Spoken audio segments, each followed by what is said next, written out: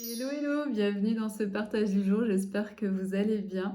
J'ai rigolé parce qu'en fait j'étais en train de regarder le mini-doux et en fait il a les yeux ouverts mais en fait il dort, il est pas du tout là.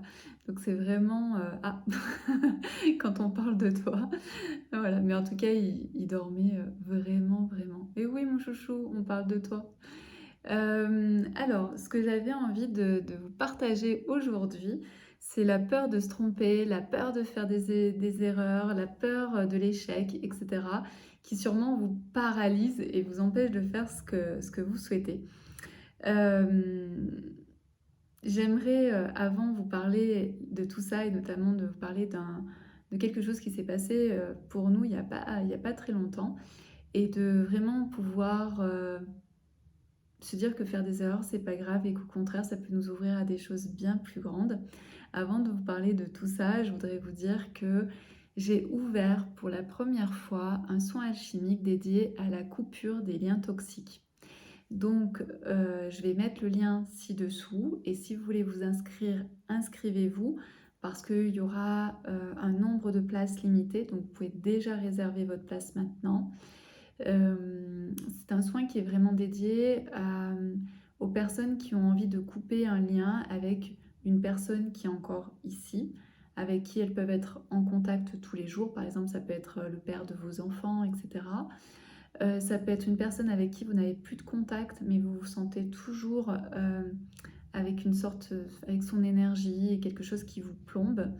Et également pour les personnes qui se sentent toujours en lien ou parce qu'il s'est passé quelque chose de difficile avec une personne notamment qui est aujourd'hui décédée.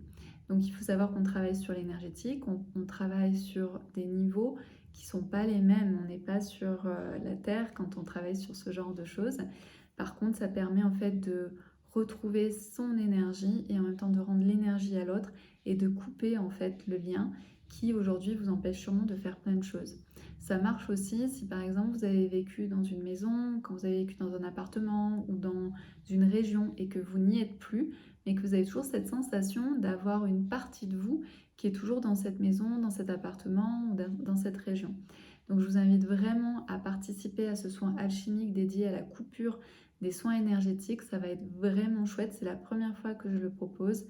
Et pour celles qui connaissent les soins alchimiques, bah, c'est des moments toujours extraordinaires, très doux et surtout transformants. Et là, ici, c'est vous allez vraiment reprendre votre pouvoir, reprendre beaucoup d'énergie. Donc pour le partage du jour, j'avais envie donc de vous parler de cette peur de l'échec qui nous paralyse et de vous dire surtout de pouvoir finalement euh, vous rendre compte que dans votre vie, les moments où vous êtes trompé, vous avez fait des erreurs, si vous regardez a posteriori, eh bien, vous vous êtes aperçu que ça vous avait aidé, que finalement, il y avait eu plein de choses positives par rapport au fait que vous vous soyez trompé. Et c'est ce qui s'est passé pour nous récemment, où on devait aller chercher nos permis de conduire, et j'avais dit à Sweet Sweet, écoute, je crois que c'est là, mais j'en suis pas sûre.